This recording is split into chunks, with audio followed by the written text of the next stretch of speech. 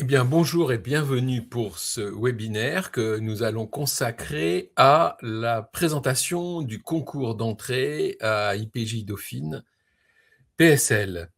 Moi, je m'appelle Pascal Guéné, je suis directeur de l'Institut pratique du journalisme de Paris-Dauphine. Alors, pour commencer, on va commencer par le commencement, les conditions d'accès au concours. Les conditions d'accès au concours, on ouvre sur un programme de master, grade de master de PSL. Donc, pour s'inscrire au concours, il faut être titulaire d'une licence ou être titulaire d'une licence au moment de la rentrée. Donc, bien sûr, vous pouvez être en train de terminer votre licence. Ça peut être une licence, ça peut être un grade de licence, mais ce sont les deux seules possibilités pour s'inscrire en concours. Il faut absolument que vous ayez un vrai diplôme, c'est-à-dire soit une licence, soit un grade de licence. En ce qui concerne les licences pro, il est possible de s'inscrire au concours, mais ça sera soumis à l'examen préalable par une commission d'admission, puisque l'admission n'est pas l'inscription au concours n'est pas automatique sur une licence pro. Elle est de droit lorsque vous avez une licence ou un grade de licence, quelle que soit d'ailleurs la discipline que vous avez suivie. Bien entendu, c'est ouvert à tous les titres de l'université de pouvoir s'inscrire au diplôme. Donc, les inscriptions qui sont ouvertes depuis la mi-décembre seront closes le 23 février 2026 à midi. Et il restera environ 2 jours pour compléter les épreuves pour les candidats qui ne l'auraient pas fait d'ici là. Évidemment, c'est un conseil de bon sens de vous dire qu'il ne faut pas attendre la dernière minute pour s'inscrire. Ça paraît effectivement tout à fait évident, mais je me permets quand même de le rappeler. Donc, après ces épreuves, s'écoule un certain temps, c'est le temps nécessaire à la correction des dossiers de candidature, et puis s'ouvrira une période pour les épreuves orales. Celle-ci aura lieu entre le 22 avril et le 7 mai 2026. Et cette année, la conférence des écoles de journalisme a choisi le mardi 9 juin 2026 à midi pour annoncer ces résultats. Enfin, les résultats pourront être annoncés auparavant, mais jusqu'à cette date-là, si vous êtes admis dans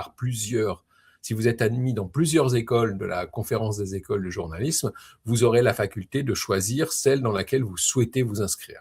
Donc, retenez la date de 9 juin 2026. Tout ça est synchronisé avec les calendriers nationaux. Donc, licence ou grade de licence et les dates du concours qui sont indiquées ici.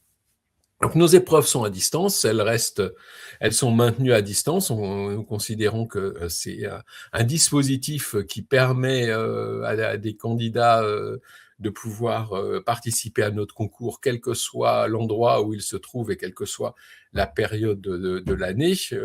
On pense notamment aux candidats qui pourraient être en mobilité. Donc, toutes ces épreuves ont lieu à distance. Une phase d'admissibilité et une phase sera suivie d'une phase d'admission. Tout ça se passe sur une inscription sur une plateforme. La plateforme, c'est concoursjournalisme.fr, une plateforme qui est partagée avec les autres écoles de la conférence des écoles de journalisme. Et là, vous suivez les instructions concernant l'inscription au concours IPJ Dauphine PSL. Donc, une petite précision maintenant connue, parce que ça fait plusieurs années, mais toujours bonne à rappeler, le concours des écoles de journalisme ne passe pas par la plateforme Mon Master du fait du caractère spécifique de son recrutement. Donc, vous ne trouverez pas les 16 formations de la CEJ, et donc vous ne trouverez pas la nôtre sur la plateforme Mon Master. Vous avez pour chacun de ces établissements un processus spécifique dans le cadre du concours de la conférence des écoles de journalisme. Et la date qui est indiquée ici, je m'aperçois, est celle du 10 juin, mais c'est bien celle que je vous ai donnée. Là, c'était la date 2025, c'est bien la date du 9 juin 2026.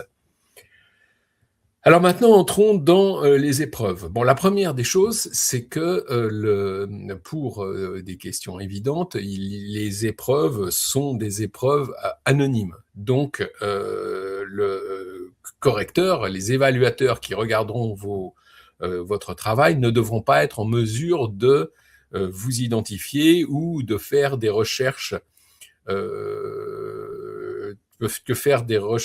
sur de faire des recherches sur vous. Oui, je réponds tout de suite à la question. C'est effectivement une anomalie qui était indiquée. Hein, je vais revenir.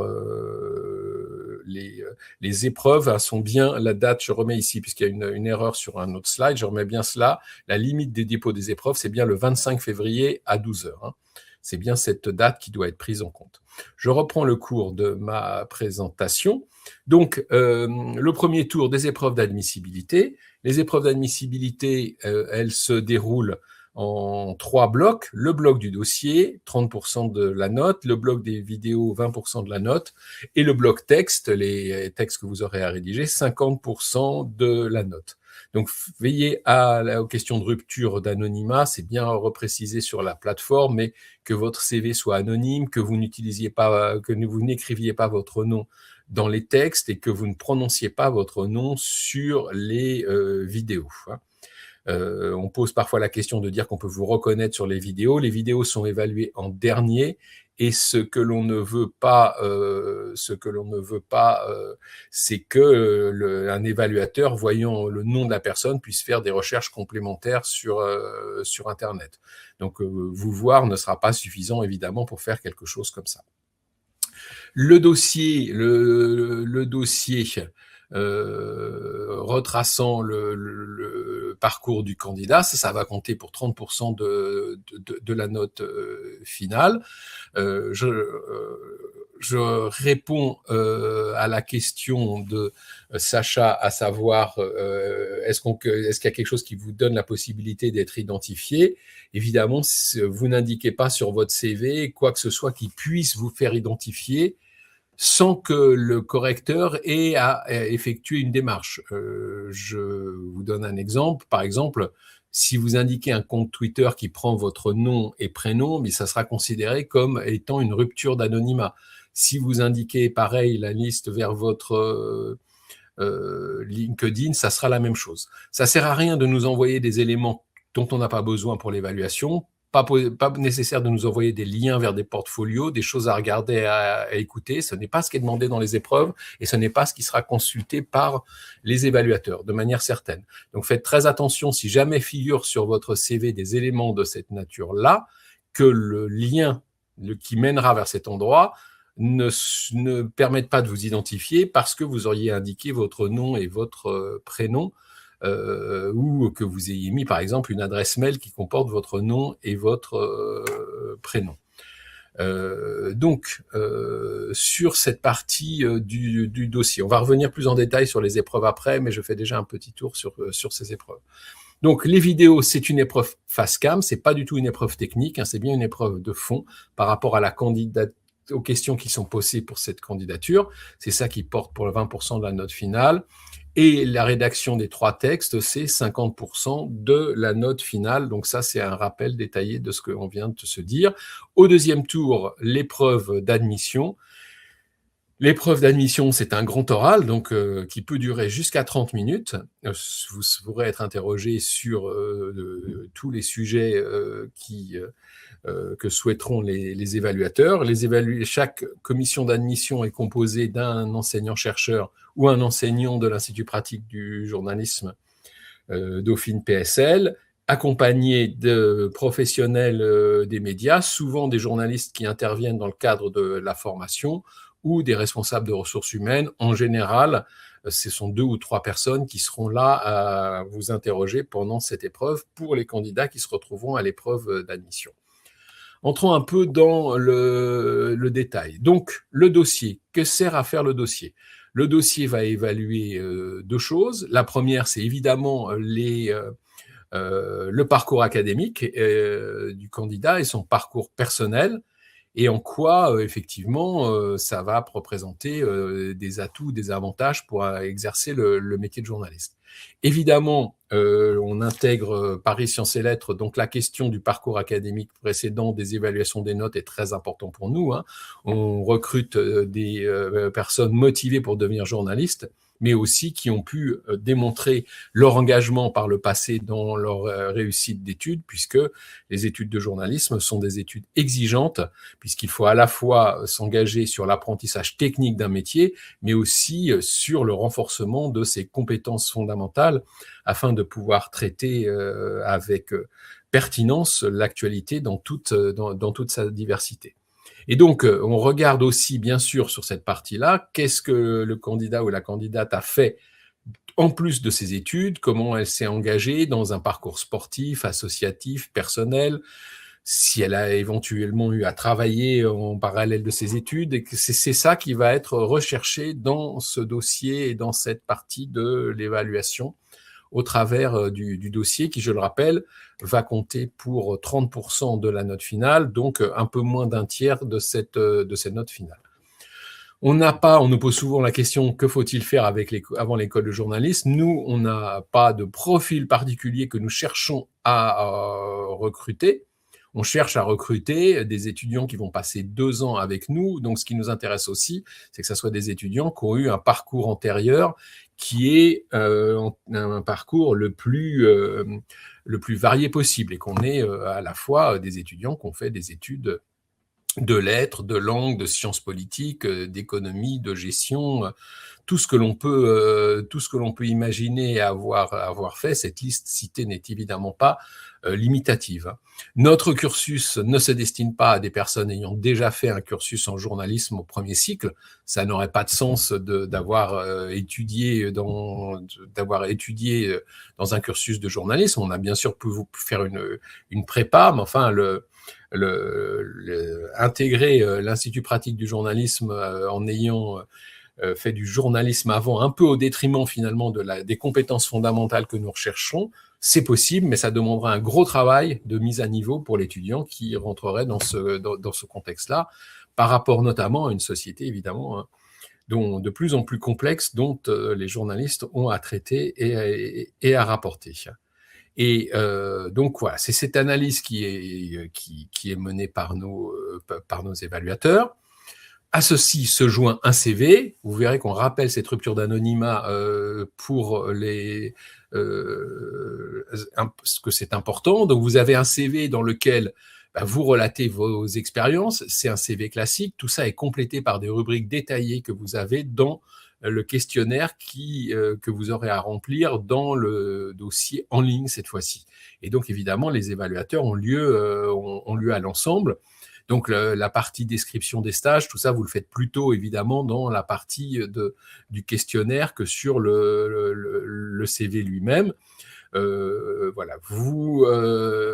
Voilà. Et en ce qui concerne vos relevés de notes, vous n'avez évidemment pas à les anonymiser. Je parle des pièces des relevés de notes. Vous aurez rentré vos notes. Ça, c'est les relevés de notes. Ils sont là pour contrôle par les services administratifs. Le relevé lui-même ne sera pas visible de l'évaluateur. Bien sûr, les notes, elles, seront visibles de l'évaluateur. Il y a un certain nombre de questions qui complètent cette première, ce dossier et ce CV. Pensez bien effectivement à ce que votre CV soit anonyme, c'est-à-dire qu'on ne trouve ni notre nom ni votre prénom sur le CV, c'est-à-dire quelque chose qui permette votre identification immédiate sur ce CV, et donc pas de photos non plus. Donc voilà, c'est la partie concernant le dossier. Les écrits, la partie la plus importante, c'est 50% de la note finale. Donc tout cela, ça repose sur l'écriture de 3 textes.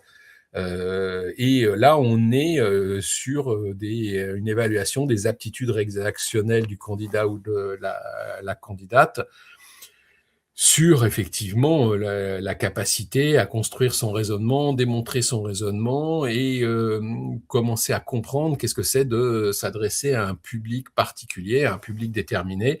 3 épreuves complémentaires, 3 textes complémentaires, toujours pareil, qui seront évalués par 2 évaluateurs.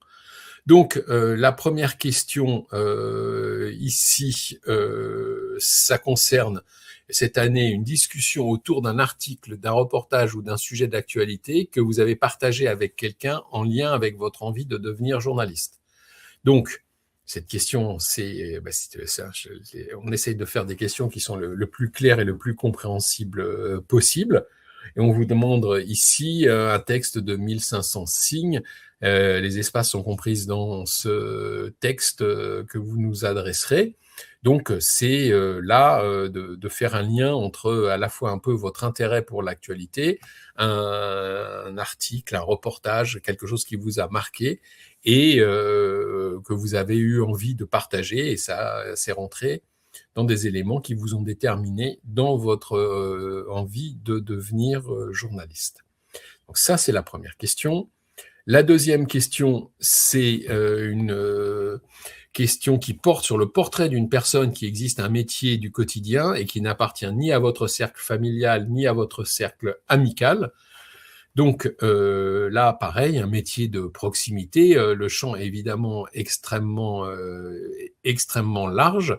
Le champ est extrêmement large. Vous avez à expliquer pourquoi vous avez choisi cette personne. Donc cet ensemble, ça fait 2000 signes, un peu plus, hein, puisqu'il y a cette partie d'explication que le texte précédent. Et donc, on vous demande également de joindre une photo prise par vous-même de la personne dans son environnement de travail.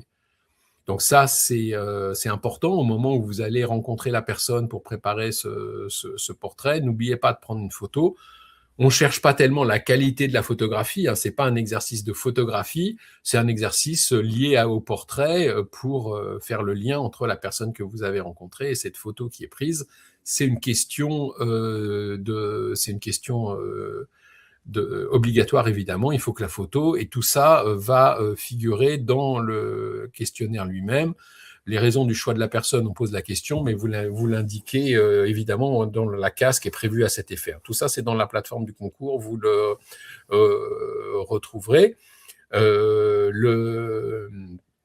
Une question qui porte sur est-ce qu'un film qu'on a vu mais qui aborde un sujet d'actualité, je rappelle hein, le texte de la question, c'est une discussion autour d'un article, d'un reportage ou d'un sujet d'actualité.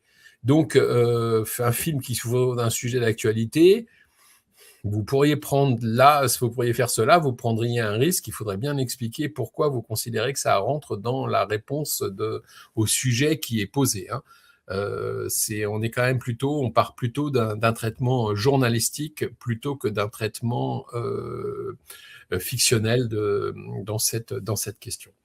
Donc la deuxième question, je vous l'avais déjà précisé. La troisième question, question très classique et traditionnelle de notre concours, ce qu'on appelle le synopsis, en gros une présentation détaillée de propositions de reportage.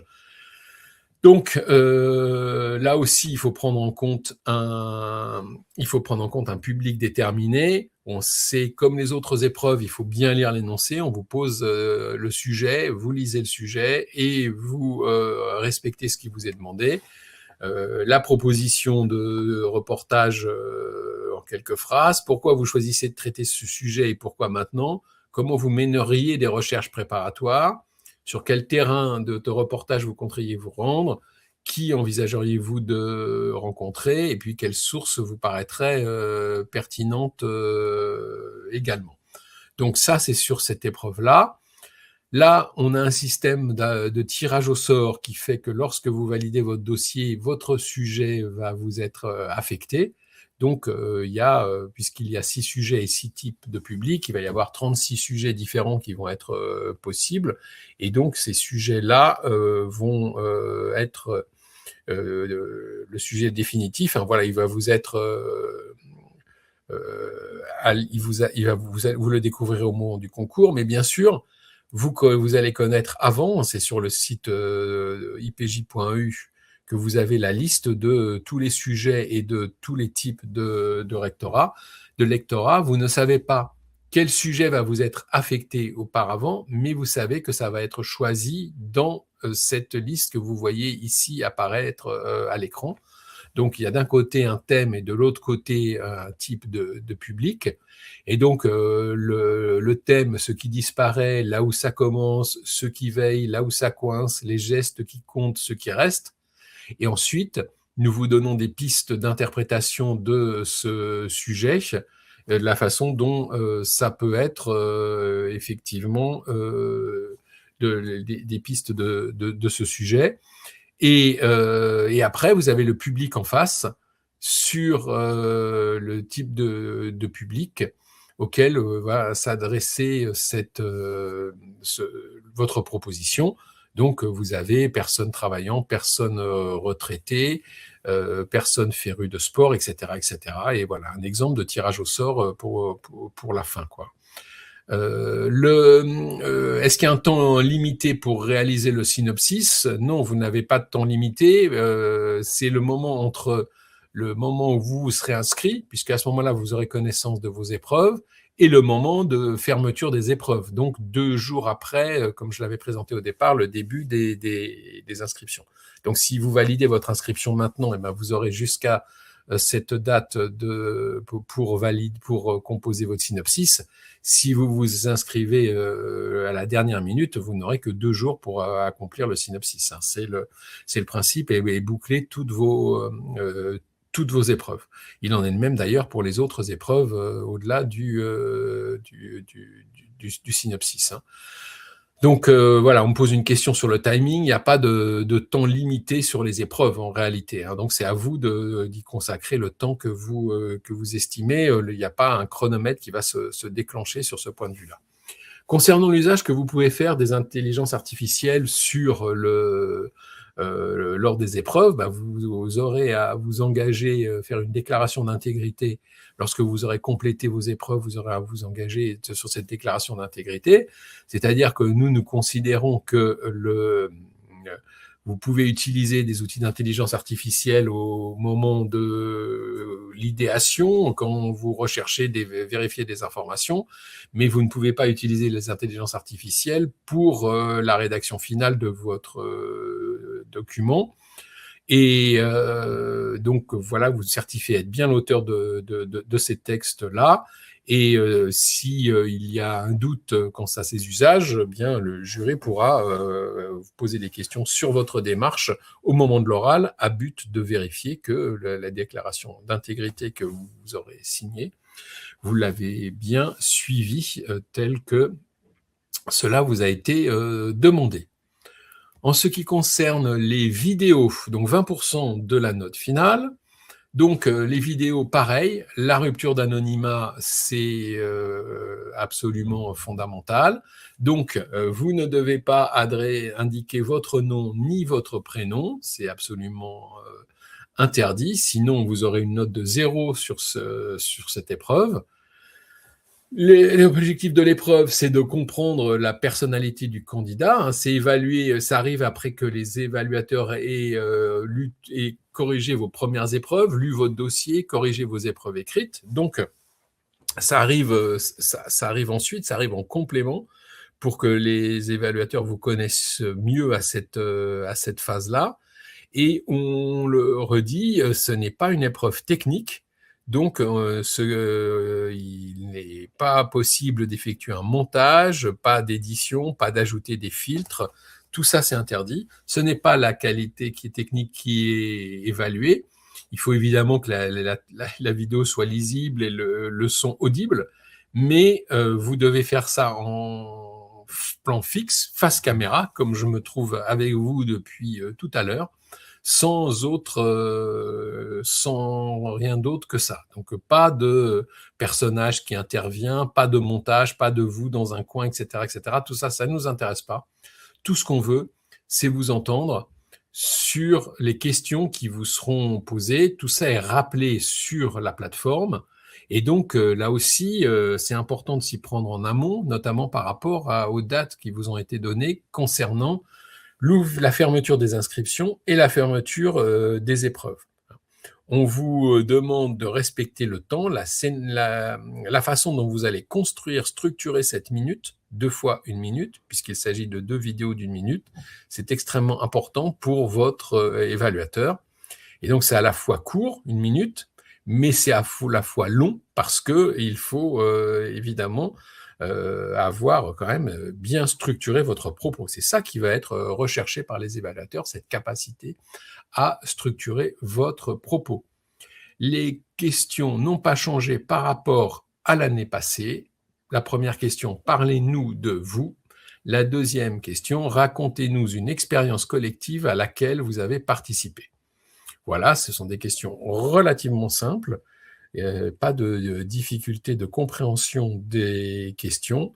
On rappelle une nouvelle fois la rupture la vigilance quant à la rupture d'anonymat, quant au respect de la durée, qui sont des éléments essentiels. Comment le dossier va-t-il être évalué ? Eh bien, votre dossier il va être évalué par une double évaluation anonyme, 2 évaluateurs qui ne se connaissent pas, ou du moins qui ne savent pas qu'ils sont en train de corriger, vont avoir accès à votre dossier. Chacun va donner une note sur 20 et le résultat est la moyenne des 2 notes. Donc voilà, et à titre d'information, le temps d'évaluation d'un dossier est d'environ 1 heure par correcteur. Donc c'est ce qui est pratiqué c'est ce qui est pratiqué pour ce concours. Pour nous, c'est très important évidemment que il y ait 2 évaluateurs différents. Comme tout concours, il peut y avoir des interprétations par les correcteurs. Le fait d'avoir 2 regards différents, ça garantit plus d'équité pour les candidats et les candidates qui présentent notre concours. L'oral d'admission reste organisé à distance, donc vous aurez une convocation sur un créneau d'oral. Un créneau d'oral, je vous rappelle, qui durera une trentaine de minutes. L'oral est organisé, comme je vous l'ai dit, par un enseignant ou un enseignant-chercheur de l'Institut pratique du journalisme Paris-Dauphine PSL, et un ou plusieurs professionnels qui vont l'accompagner. Le plus souvent, ce sont des journalistes qui interviennent dans le cursus de formation. Ce peut être également des anciens élèves, ce peut être des responsables de recrutement dans les médias. Bref, des gens dont le regard sera très important pour évaluer votre performance. En règle générale, on va vous lancer sur une présentation de parcours d'études, on va pouvoir vous lancer sur une question qu'on va poser. Il s'agit vraiment d'une épreuve de type grand oral, donc on peut vous poser des questions sur absolument tout ce que l'on souhaite, que ça soit des questions de connaissance de l'actualité et de culture générale, de maîtrise de l'orthographe, de la grammaire, des questions sur votre parcours, ou des questions, comme je vous l'ai dit un peu plus haut, sur les textes rédigés lors des épreuves du premier tour. Et on peut vous interroger évidemment sur vos stages, vos expériences professionnelles, sur votre compréhension du traitement médiatique de certains sujets. C'est une épreuve qui dure au maximum 30 minutes et qui est évaluée par une note sur 20. Donc,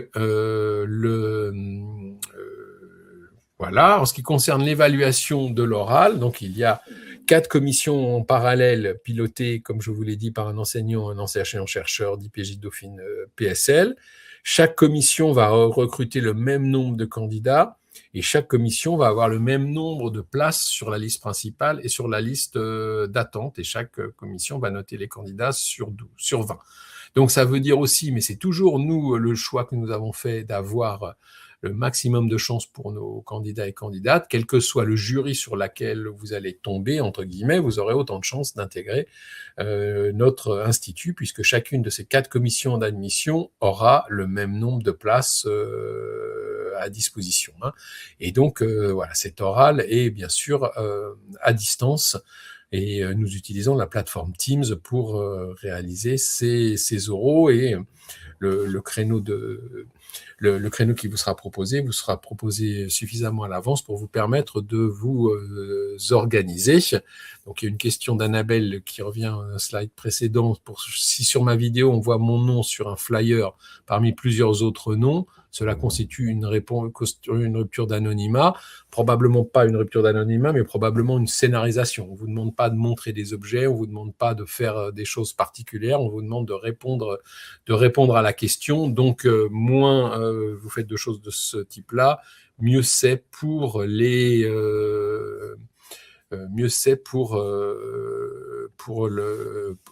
l'ensemble. Donc, chaque commission note les candidats et candidates sur 20. Et voilà. Donc, un rappel des droits de concours qui sont inchangés. Vous les retrouvez aussi sur le site internet. Les tarifs dégressifs pour les étudiants boursiers selon le niveau de bourse Crous. Voilà, la clôture des inscriptions le 23 février, la limite pour compléter les épreuves le 25 février à midi, 23 février à midi pour la clôture des inscriptions, 25 février à midi pour la clôture des épreuves. Les épreuves orales sont sur les épreuves orales du 22 avril au 7 mai et les résultats d'admission 9 juin, c'est une date commune aux 16 écoles de la CEJ, du moins aux 14 qui proposent un programme de master, puisqu'à la CEJ, il y a 2 IUT qui ne sont pas concernés par cela. Ici, la grille de scolarité applicable au diplôme de l'université Paris-Dauphine PSL, donc à notre diplôme, qui va dépendre du revenu brut global des familles. Donc, les droits de scolarité sont évidemment, les boursiers Crous sont exonérés de droits de scolarité et les étudiants payent des droits nationaux jusqu'à un revenu fiscal de 40 000 €. Et puis au-delà, il va y avoir des droits qui vont s'appliquer. Donc cette conférence va être suivie d'un échange via Teams. Nina vous a mis dans le fil le lien Teams. Vous allez pouvoir rencontrer des étudiants et des étudiantes. Donc, je vérifie s'il y a des... mais là, on remonte à des questions auxquelles j'ai répondu au fil de la conversation. Donc, voilà, je vous invite à suivre le reste de la deuxième partie, c'est-à-dire le dialogue avec nos étudiants et nos étudiantes, au travers du lien Teams qui figure que Nina, notre responsable de communication, vous a adressé.